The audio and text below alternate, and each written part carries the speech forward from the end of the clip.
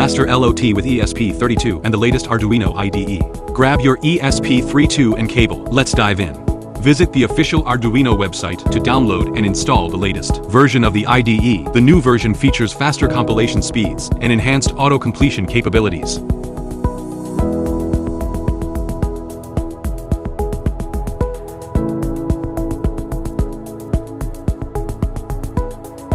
Navigate to Preferences. Add the ESP32 Board Manager URL, and then search for and install the ESP32 core package within the board's manager.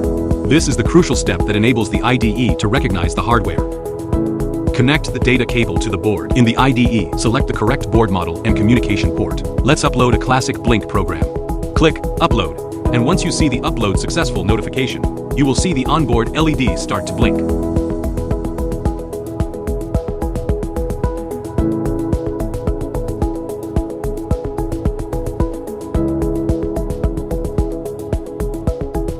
You all set. Smart home or robotics? Drop your project ideas in the comments.